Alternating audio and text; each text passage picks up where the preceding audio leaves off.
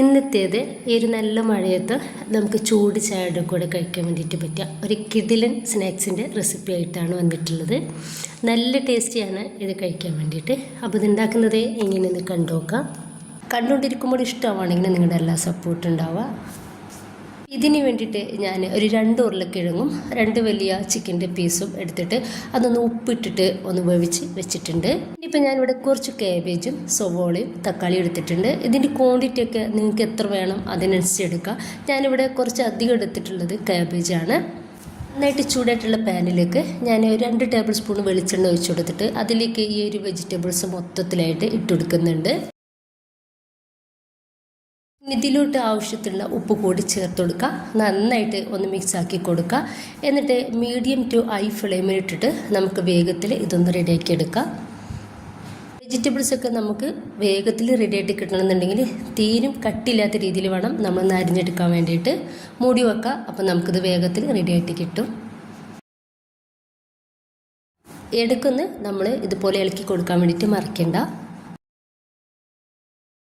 ഇപ്പോൾ ഒരു വെജിറ്റബിൾസ് മൊത്തത്തിൽ വേവായ സമയത്ത് ഞാനിതിലേക്ക് കുറച്ച് പൗഡറുകൾ ചേർക്കുന്നുണ്ട്. ഇഞ്ചിയുടെയും വെളുത്തുള്ളിയുടെയും സവോളയുടെയും പൊടികളാണ് ചേർക്കുന്നത്. അപ്പോൾ നിങ്ങൾക്ക് ഇഞ്ചിയുടെയും വെളുത്തുള്ളിയുടെയും പേസ്റ്റ് ചേർത്ത് കൊടുക്കട്ടോ.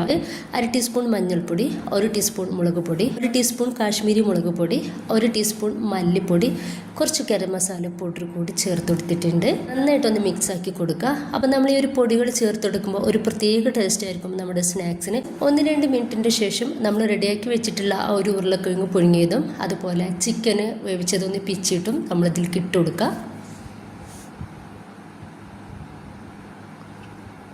തന്നെ കുറച്ച് മല്ലിയുടെ ഇല ചെറുതാക്കിയിട്ട് കട്ടാക്കിയത് അതോടെ ഇതിലേക്ക് ചേർത്തിട്ടുണ്ട്. ഇനിയിപ്പോൾ നന്നായിട്ട് നമുക്ക് ഇതൊന്ന് മിക്സ് ആക്കി കൊടുക്കാം. ഫസ്റ്റ് ഞാൻ ഇതിലോട്ട് ഒരു 3 ടേബിൾ സ്പൂണ് അരിപ്പൊടിയാണ് ചേർത്ത് കൊടുക്കുന്നത്. നല്ലൊരു ക്രിസ്പിനെസ് ഉണ്ടാവും നമ്മുടെ ഒരു സ്നാക്സ് കഴിക്കുന്ന സമയത്ത്. അതിന് വേണ്ടിയിട്ടാണ് ഈ ഒരു അരിപ്പൊടി ചേർത്ത് കൊടുത്തിട്ടുള്ളത്. നന്നായിട്ടൊന്ന് മിക്സ് ആക്കി കൊടുക്കുക. ഇപ്പോൾ ഇതാ നമ്മുടെ ഫില്ലിംഗ് ഒന്ന് റെഡി ആയിട്ടുണ്ട്. ഇനിയിപ്പോൾ ഞാനിതാ കുറച്ച് ബ്രെഡ് ഒന്ന് പൊടിച്ചെടുത്തിട്ടുണ്ട്. ഇനിയിപ്പോൾ ഒരു 1/4 കപ്പ് മൈദ ഒരു 3/4 കപ്പ് വെള്ളത്തിൽ ലോസാക്കിയിട്ട് ഒന്ന് കലക്കിയെടുത്തിട്ടുണ്ട്. നമ്മുടെ കൈ ഒന്ന് നനച്ചു കൊടുത്തിട്ട് നമ്മുടെ ഒരു ഫില്ലിങ്ങിൽ നിന്നും കുറച്ചധികം വലിപ്പത്തിലുള്ള ബോൾസുകളാക്കി എടുക്കുക.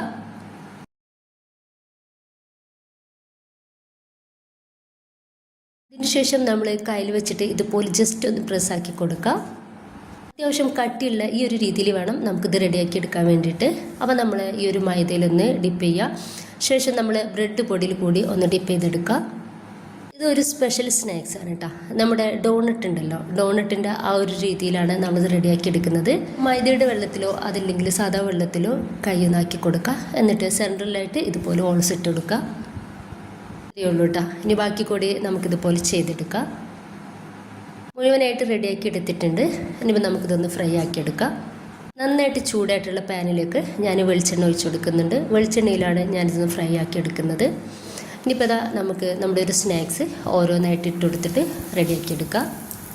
മീഡിയം ടു ഹൈ ഫ്ലെയിമിലേക്ക് ആക്കി കൊടുക്കുക കേട്ടോ. നമുക്കിതൊന്ന് ജസ്റ്റ് ഒന്ന് ഫ്രൈ ആയിട്ട് കിട്ടാൻ വേണ്ടിയിട്ട് മാത്രമേ ഉള്ളൂ. അടിഭാഗം റെഡിയായിട്ട് കിട്ടിയാൽ നമുക്കിതുപോലെ മറിച്ചിട്ട് കൊടുക്കാം.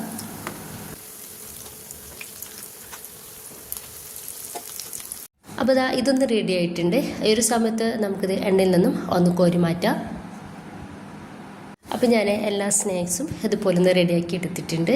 ഇത് ഉണ്ടാക്കിയെടുക്കാൻ വേണ്ടിയിട്ട് വളരെ സിമ്പിളാണ് കേട്ടോ. കുഴക്ക് പരത്തി ഒന്നും ചെയ്യേണ്ട. ഏകദേശം നമുക്ക് ഇതിനെടുത്തിട്ടുള്ളത് ഒരു 15 മിനിറ്റ് ടൈം മാത്രമാണ്. വേഗത്തിൽ നമുക്കിതൊന്ന് റെഡിയാക്കി എടുക്കാൻ വേണ്ടിയിട്ട് പറ്റും. നല്ല ടേസ്റ്റുള്ള ഒരു സ്നാക്സ് തന്നെയാണ് ഇത്. ഉൾഭാഗം ഏകദേശം ഒരു ക്രിസ്പിനെസ് ഉണ്ട്. അപ്പോൾ എല്ലാവരും ഉണ്ടാക്കി നോക്കുക. നിങ്ങളുടെ അഭിപ്രായങ്ങൾ അറിയിക്കുക. ഇഷ്ടമായിട്ടുണ്ടെങ്കിൽ നിങ്ങളുടെ എല്ലാ സപ്പോർട്ടും ഉണ്ടാവുക. ഇൻഷാ അല്ലാഹ്. ഓക്കെ.